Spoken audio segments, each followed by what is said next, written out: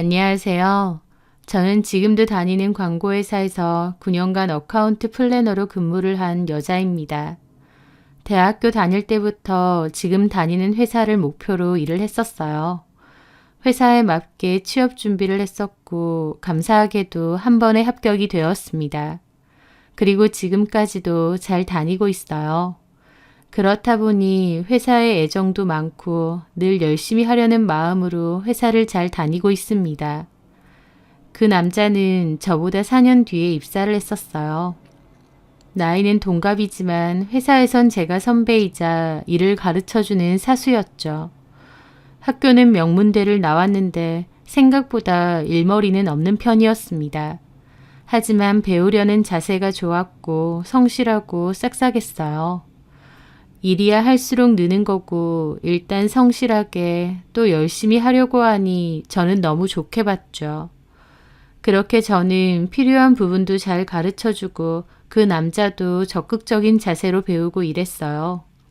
그러다가 나중에는 좀 친해지게 되었습니다. 사적으로 연락할 정도로 친해진 건 아니었지만 회사 안에서는 이런저런 대화도 많이 하고 가깝게 지냈죠. 그 남자는 그때 여자친구가 있다고 했고 결혼을 할 거라고 했었습니다. 아파트 값이 워낙 비싸다 보니 열심히 결혼 자금을 모은다고 그랬죠. 저는 열심히 해보라고 응원을 해주었어요. 저는 그때까지도 딱히 남자친구도 없었고 남자친구를 사귈 생각도 없었습니다. 저는 그때 강아지 또롱이를 키우고 있었는데요. 저한테 또롱이는 가족이자 동생 같은 존재였습니다. 저희 엄마는 또롱이랑은 그만 놀고 제발 남자도 만나고 결혼할 생각도 하라고 잔소리를 하셨지만 저한테 관심 있는 건 회사 일과 또롱이 뿐이었어요. 그런데 그 후 주말 늦은 저녁 또롱이와 저녁 산책을 갔다가 들어왔는데 전화가 울리는 거예요. 그 남자였습니다. 무슨 일이냐고 하니 목소리가 몹시 안 좋더라고요. 저희 동네 쪽인데 자기 술 한 잔 사줄 수 있냐는 겁니다. 회사에서도 아니고 밖에서 따로 보자고 하길래 좀 놀라긴 했지만 목소리가 너무 안 좋길래 알겠다고 하고 나갔죠. 그 남자 한다는 말이 여자친구랑 헤어졌다는 거예요. 무슨 일로 헤어졌냐니까 자기가 좀 실수를 했었는데 여자친구가 용서를 안 해준다고 했습니다. 자세하게는 얘기를 안 했는데 어쨌든 결혼까지 약속한 여자친구랑 헤어진 거다 보니 많이 슬퍼하더라고요. 저는 무슨 일인진 모르겠지만 기운 내라고 위로를 해주었습니다. 그날 어쩌다 보니 밤 늦게까지 술을 마시며 대화를 많이 했어요. 그리고 헤어졌는데 그 후부터 그 남자가 회사에서 말고도 저에게 사적으로 연락을 종종 했습니다. 뮤지컬 티켓이 생겼는데 같이 가자던가 새로 생긴 밥집에 가보자고 한다던가 여러 가지 핑계를 대면서요. 편한 직장 동료니까 저도 스스럼 없이 같이 잘 갔습니다. 그런데 나중에 그 모습을 본 다른 직장 동료가 그러는 거예요. 둘이 사귀냐고요. 저는 절대 아니라고 펄쩍 뛰었는데 아니긴 뭐가 아니냐며 둘이서 데이트하는 거 본 사람이 많다고 하더라고요. 아, 이게 남들 눈에는 데이트처럼 보이는구나 했습니다. 그 뒤로는 사적으로 그 남자를 만나지 않겠다고 다짐했어요. 제가 좀 의도적으로 피하니까 그 남자는 왜 자기를 피하냐고 묻더라고요. 저는 회사 동료니까 회사 안에서만 잘 지내자. 밖에서 굳이 따로 만나고 그러진 말자고 했습니다. 그런데 제 말에 그 남자는 몹시 서운해하면서 저에 대한 호감이 생겼다고 회사 밖에서도 만나고 싶다고 하더라고요. 저는 그 남자를 회사 동료 이상으로 생각해 본 적이 없다고 생각해서 초반에는 그 말을 거절했어요. 하지만 그 뒤로 제 마음을 들여다보니 저도 그 남자가 좋고 신경이 쓰이더라고요. 언제부터 그런 마음이 들었는지 모르겠지만 제 마음도 호감이 있다는 것을 알게 되었습니다. 그 남자는 여전히 저에게 적극적으로 다가왔기에 저도 그 남자의 마음을 받아주게 되었죠. 그리고 2년 정도 연애 끝에 결혼을 하기로 했습니다. 회사에서는 저희가 사귄다는 사실을 다 알고 있었어요. 그래서 저희가 결혼을 한다고 청첩장을 나눠드리니까 드디어 결혼하느냐며 축하를 해주시더라고요. 제가 청약이 당첨되었던 제 명의의 아파트가 있는데 거기서 신혼생활을 시작하기로 했습니다. 남편이 결혼 자금으로 모아둔 돈은 혼수랑 신혼여행 비용으로 썼고 나머지는 잘 모아두었습니다. 나중에 차를 바꿀 때 보탠다고 했거든요. 그렇게 저희의 신혼집 보금자리도 마련하고 알콩달콩한 신혼생활을 시작하게 되었습니다. 남편과 제 앞에는 행복한 미래만 펼쳐질 줄 알았어요. 둘 다 인정받는 광고회사에 다니고 있고 연봉도 괜찮았죠. 대출이 좀 있긴 해도 신축 자가 아파트에서 신혼살림을 시작하는 거였고요. 열심히 돈도 많이 벌고 우리 닮은 예쁜 아이도 낳자고 그랬습니다. 남편은 저 닮은 딸을 갖고 싶다고 그랬어요. 저는 남편 닮은 아들을 갖고 싶다고 했고요. 제 말에 남편은 그럼 아들 하나 딸 하나 낳자고 그렇게 내 식구 행복하게 잘 살자고 했습니다. 저는 참 행복했어요. 애정이 가득한 회사, 그리고 그 안에서 만난 나의 인연, 그리고 그 인연과 새롭게 시작될 제2의 인생까지 모든 것이 행복하고 순조롭게 흘러간다고 믿었습니다. 네, 그렇게 믿었어요. 제 뒤에서는 그렇게 더러운 일이 일어나고 있는지도 모르고 말이죠. 저희 회사에서는 매년 신입사원을 뽑았고 저희 팀으로도 여직원 하나와 남직원 하나가 들어왔습니다. 여직원의 이름은 오한나 씨였는데 얼굴도 예쁘고 싹싹하고 일도 잘했었죠. 적극적으로 일을 하려고 했고 성격도 활발해 보여서 팀 사람들에게도 평판이 좋았습니다. 그런데 유일하게 한나 씨를 별로 좋아하지 않는 사람이 있었어요. 바로 저희 남편이었습니다. 남편이 한나 씨의 사수였는데 남편은 한나 씨를 별로 마음에 안 들어 하더라고요. 일도 잘하고 싹싹한데 왜? 일을 잘하긴 뭘 잘하냐? 뭘 가르쳐주면 제대로 배울 생각도 않고 실수해도 웃는 걸로 적당히 때우긴 하지. 회사에서도 쓸데없는 짓 하면서 사람들한테나 잘 보이려고나 하지. 정작 업무에 대해서는 실수가 너무 많아. 내가 걔 때문에 골치가 아프다니까? 저는 남편이 그런 말을 할 때면 속으로 당신 예전에 어떻게 했는지 생각해봐라 싶었습니다. 남편도 초반에는 일도 잘 못하고 실수도 많이 했거든요. 개구리 올챙이적 생각 못하기는 싶었지만 남편이 한나 씨의 사수이다 보니까 저렇게 느낄 수도 있다 생각했습니다. 한나 씨와는 업무로 많이 엮여 있었으니까요. 다만 한나 씨가 어리고 사회생활도 아직 낯설 텐데 너무 그러지 말라고 한 적은 있었죠. 그때는 몰랐습니다. 왜 남편이 괜히 나서서 제 앞에서 한나 씨 욕을 하는지요. 남편은 일부러 그랬던 거예요. 저희 의심을 피하고 싶어서 혹은 도둑이 제발 저린다는 심정으로 그랬겠죠. 저는 남편과 오한나 씨의 진짜 사이를 저희 집에 있는 펫 CCTV를 통해 알게 되었거든요. 저희 친정은 아빠가 안 계시고 엄마만 계시는데요. 제가 결혼하면서 또롱이는 엄마가 데리고 있어 주셨거든요. 그런데 엄마가 중국에 있는 이모 집에 놀러 가서 한동안 좀 지내다가 오신다고 하는 겁니다. 길면 몇 달까지도 있다가 올 수도 있다고 하셨죠. 그러면서 또롱이를 저희 집에 당분간 데리고 가라고 하셨어요. 저는 알겠다고 하고 남편에게도 말하고 데리고 왔어요. 그런데 또롱이가 노견이다 보니 혼자 있는 것이 너무 불안하더라고요. 그래서 친정에서 쓰던 강아지 전용 CCTV를 가지고 와서 설치하게 되었습니다. 그 CCTV는 또롱이의 현재 모습을 제가 실시간으로 확인할 수 있는데요. 카메라 모양이 일반적인 CCTV 같이 생긴 게 아니고 AI 장난감 같이 생겼어요. 저는 그걸 서랍장 쪽에서 거실이 잘 보이게 설치를 해두었습니다. 남편에게도 지나가는 말로 팩캠을 설치했다고 얘기를 했던 것 같은데 남편은 그냥 대충 흘려서 듣더라고요. 저는 회사에서 일하면서 한 번씩 생각이 나면 그 CCTV를 보았어요. CCTV가 움직이기도 하고 강아지에게 말도 걸 수 있어서 또롱이가 불안해하거나 막 짖으면 또롱이 그만 하면서 제 목소리를 들려주기도 했습니다. 그러던 어느 날이었어요.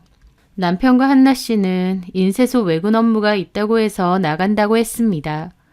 저는 일을 한참 하다가 문득 또롱이 생각이 나는 거예요.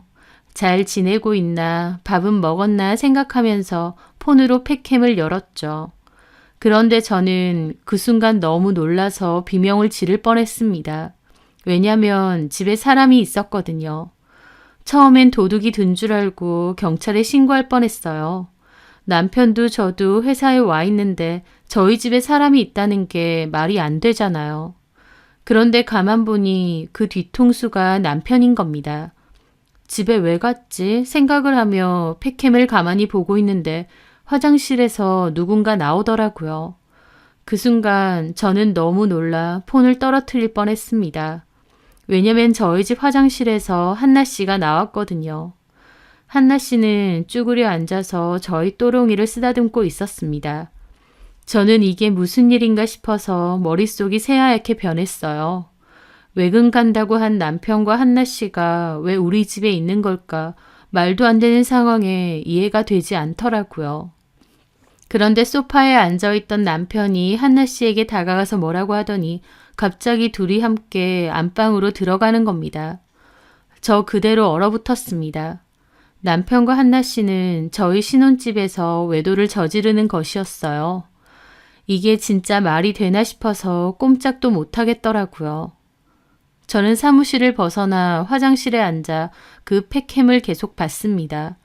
손이 너무 떨리고 머리가 어질어질했어요. 거실에서는 또롱이만 돌아다니더라고요. 그렇게 남편과 한나 씨는 한 30분 정도 지나고 나니 밖으로 나오는 겁니다. 두 인간들이 저희 집 안방에서 무슨 짓거리를 했는지는 말 안 해도 알 수 있었죠. 저는 너무 큰 충격으로 화장실에서 거의 1시간이나 앉아 있었습니다. 두 사람이 바람을 피고 있었다니 저는 꿈에도 예상 못한 일이었어요. 저는 남편과 그 여자에 대해서 생각을 해보았습니다. 도대체 언제부터 이런 사이였을까? 언제부터 이렇게 자연스럽게 우리 집에 드나들었을까?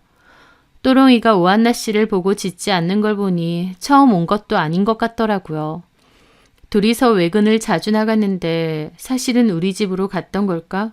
지금 당장이라도 남편과 오한나 씨 멱살을 잡아 끌고 와서 따지고 싶었습니다. 온몸이 너무 떨리고 기가 막혔죠. 가만 생각해보니 오한나 씨는 저희 결혼식에도 왔었어요. 신부 대기실에 있는 저를 보고는 과장님, 너무 아름다운 신부세요. 라고 했었죠. 그리고 저에게 과장님 행복하세요 라고도 했었습니다. 내 뒤에서 내 남편과 만나고 신혼집에 내 침대에서 뒹굴었던 그녀가 저보고는 결혼식장에서 행복하라고 했던 겁니다. 도대체 언제부터 이것들에게 기만당하고 있었을까 속에서는 용암 같은 분노가 올라오더라고요. 저는 도저히 그 인간들의 낯짝을 볼 자신이 없었습니다. 그 상황이 일단 안 믿겼고 제가 그것들 얼굴을 직접 보면 무슨 일을 저지를지 모르겠더라고요. 그렇게 사무실로 돌아가니 팀장님이 어디 몸이 안 좋느냐고 얼굴이 새하얗게 질렸다고 하셨습니다.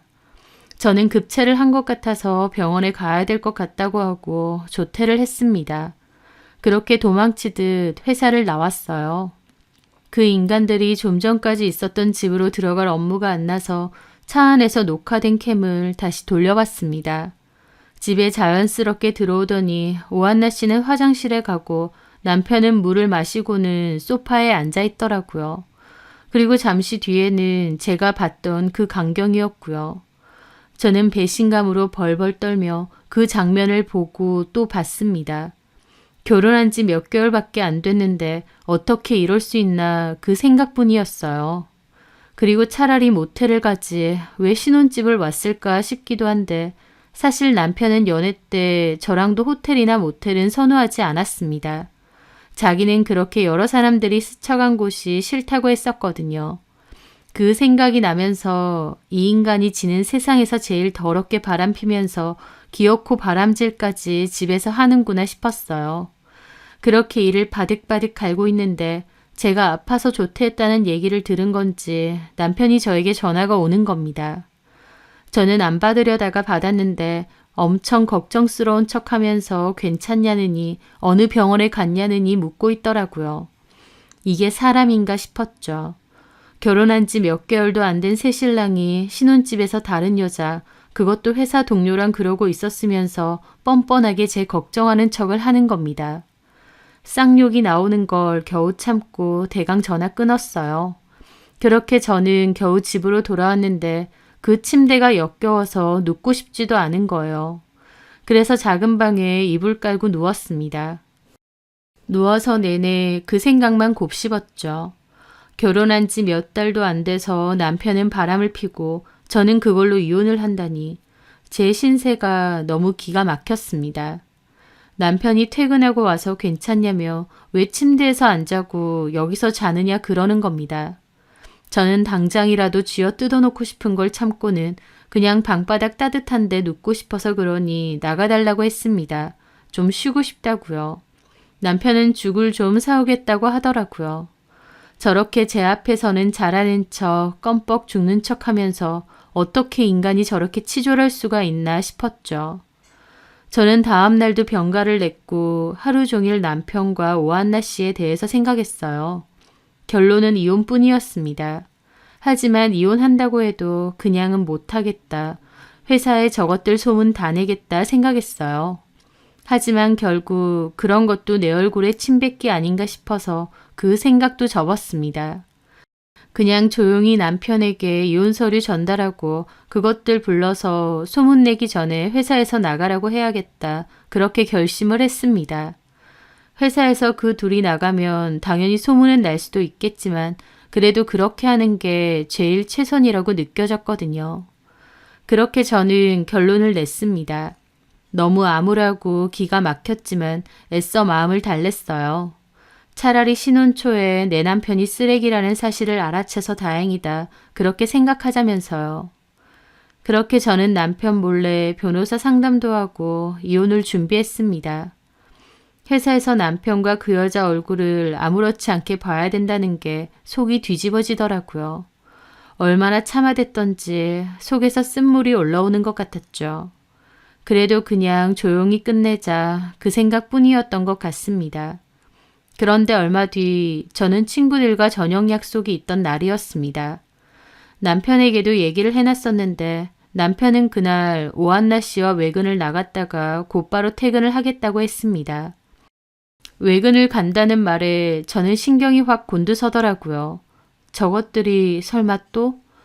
저는 혹시나 싶어 남편이 나가고 나서 캠을 틈틈이 살폈습니다.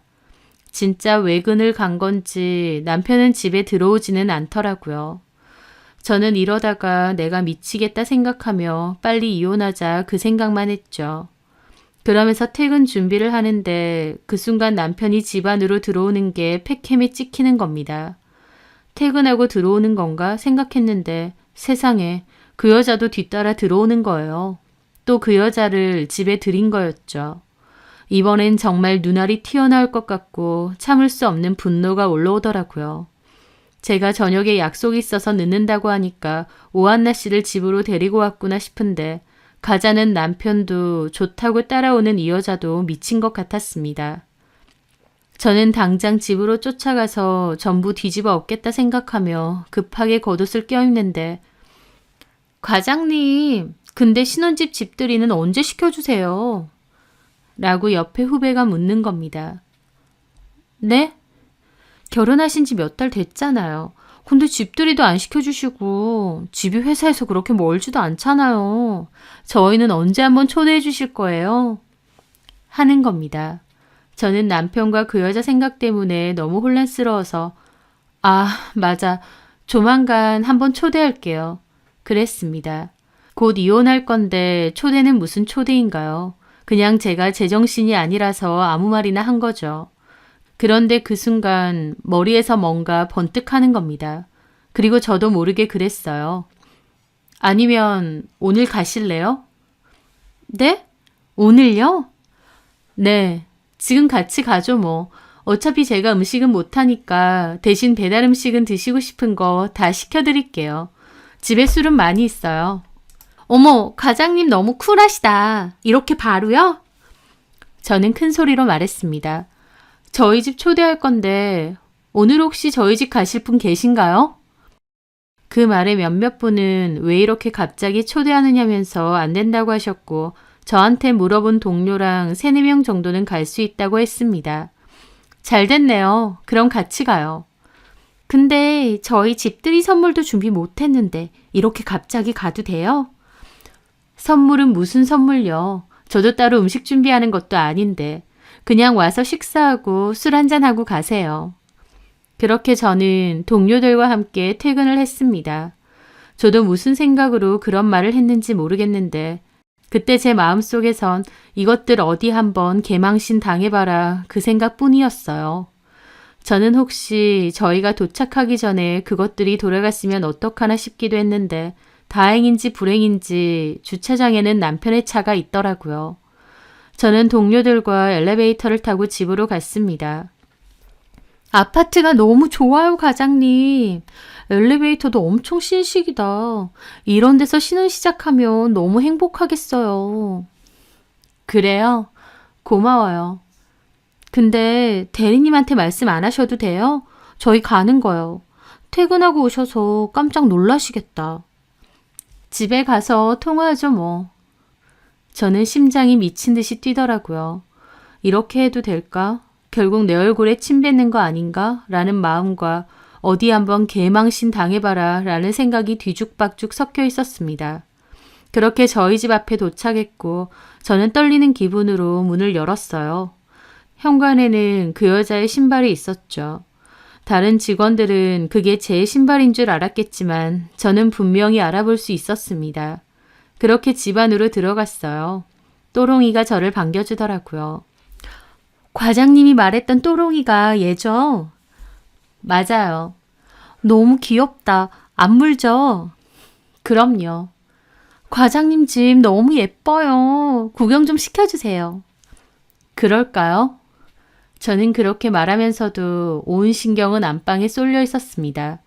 지금쯤 밖에 사람들이 왁자지껄 와 있다는 걸 눈치챘을 텐데 저것들이 어쩌고 있을지 아주 궁금하더라고요. 여기가 거실이고 여기는 주방, 그리고 여기는 서재로 쓰고 있는 방이에요. 일도 하고 책도 읽고. 어머, 너무 예쁘다. 인테리어에 신경 많이 쓰신 것 같아요. 고마워요. 이 방은 뭐 따로 없어서 창고로 쓰는 방이고요. 아, 그렇구나. 그럼 저쪽 방이 큰 방인가 봐요. 맞아요. 큰 방도 볼래요? 아휴, 됐어요, 과장님. 무슨 신혼집 큰 방까지 봐요. 저희 그렇게 주체가 아니에요. 아니에요. 그냥 집 구경하는 건데요, 뭐. 하면서 저는 동료들을 데리고 안방 문 앞에 섰습니다. 문고리를 잡는데 심장이 터질 것 같더라고요. 저는 문고리를 힘껏 돌려서 문을 확 열었어요. 그런데 남편도 그 여자도 안 보이는 겁니다. 어머, 침대 진짜 크고 이쁘다. 이거 되게 비싼 브랜드잖아요. 동료들이 그렇게 말을 해도 저는 이것들이 어디 갔지? 그 생각밖에 안 들더라고요. 그런데 그 순간 저희를 따라 들어온 또롱이가 갑자기 드레스룸 쪽으로 가더니 왈왈 짖는 겁니다. 그 순간 알았죠. 이것들이 드레스룸에 숨었구나 라는 것을요. 또롱이가 드레스룸 앞에서 짖고 있으니 동료들이 어리둥절해 하더라고요. 또롱이 왜 저래요, 과장님? 또롱아, 너 왜 그래? 거기 귀신이라도 있니? 그러게요. 또롱이가 왜 저러지? 진짜 귀신이라도 있는 건가? 과장님 무섭게 왜 그러세요? 한번 열어보면 되죠. 귀신 있는지 없는지. 저는 드레스룸으로 가서 문을 있는 힘껏 열어 제꼈습니다. 그 순간 정말 모두에게 정적이 찾아왔어요. 뒤에 서 있던 동료들은 너무 놀랐는지 비명도 못 지르더라고요. 네, 그 드레스룸 안에는 남편과 오한나 씨가 벌거벗은 채로 옷가지를 들고 숨어 있었거든요. 제가 문을 열어 제끼자 놀란 얼굴로 멍하게 쳐다보고 있었죠. 뒤에 있던 동료는 너무 놀랐다가 뒤늦게 비명을 질렀습니다. 저게 뭐야? 누구세요? 아, 잠깐만. 대리님? 옆에는 오한나 씨? 동료들 기절 초풍하고 저는 온몸을 부들부들 떨며 그것들을 노려봤습니다. 팩캠으로 보긴 했지만 직접 두 눈으로 보니 피가 거꾸로 솟더라고요. 오한나 씨는 얼굴이 시뻘개져서 어쩔 줄 몰라 하더니 갑자기 밖으로 뛰쳐나가더라고요.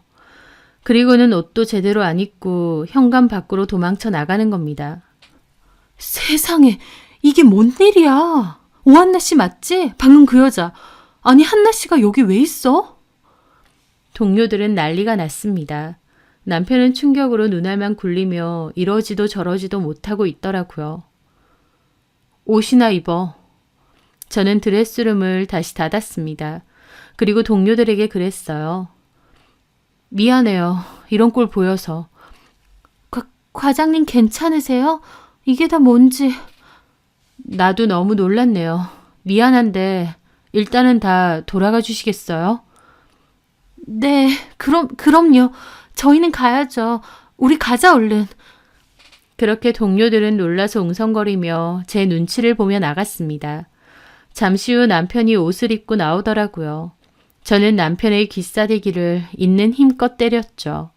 남편은 뺨을 맞고도 아무 말 못하고 있더라고요. 더러운 인간아, 왜 그러고 사니? 미안해 자기야. 네 자기가 어딨어. 나한테 이럴 꼴 보이고 자기라고 하고 싶니? 너는 이제 끝났어. 회사에 소문 다 날 거다. 너하고 저 여자가 무슨 짓거리를 벌였는지. 꼴 좋다 아주. 당장 내 집에서 꺼져. 그리고 너네 집으로 이혼소장 보낼 거니까 그런 줄 알아. 저 기집애한테도 말해놔. 얼굴 들고 못 다니게 해주겠다고. 당장 나가라고. 남편은 거의 울 듯한 얼굴로 그렇게 집에서 쫓겨났습니다. 개망신 준 거라서 속 시원하기도 한데 한편으론 제 꼴이 어쩌다 이렇게 됐나 싶어서 눈물도 나더라고요. 저는 남편을 쫓아내고 쓰러지듯 주저앉아 있었습니다. 또롱이가 저를 위로해 주는 건지 제 품으로 와주더라고요. 저는 또롱이를 붙잡고 펑펑 울었습니다. 다음 날 역시나 온 회사가 뒤집어졌습니다.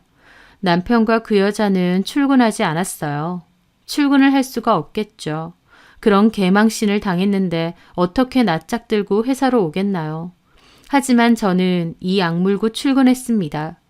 그리곤 괜찮으냐 물어보는 동료에게 이혼할 거라고 했어요. 그런 꼴 보여서 미안하다고 했더니 자기들한테 뭐가 미안하냐고 과장님 힘내시라고 저를 위로하더라고요. 그러면서 저희 남편과 오한나 씨 욕을 한 바가지 하는 겁니다. 저는 그냥 대꾸 없이 가만히 듣고 있었어요. 한동안은 저희 집 일로 회사가 들썩거렸습니다. 이사님까지 저를 호출해서 그런 일이 있었다는데 괜찮으냐 할 정도였죠. 저는 괜찮다고, 다만 그것들하고 같은 회사에 근무하기는 힘들 것 같다고 했어요. 이사님은 당연하다고, 직원들의 사생활이긴 하지만 회사 차원에서도 심각한 품행 손상에 관련된 문제니까 엄중히 다루겠다고 했습니다. 다만 오한나 씨는 회사에서 뭘 어쩌기도 전에 자진해서 퇴사했다고 하더라고요. 남편은 그때까지도 퇴사는 안 하고 버텼는데 회사 내에서도 압박이 오니까 결국 퇴사한다고 뜻을 밝혔습니다. 회사에 그 소문이 났는데 계속 다닐 생각을 하는 게 웃기더라고요.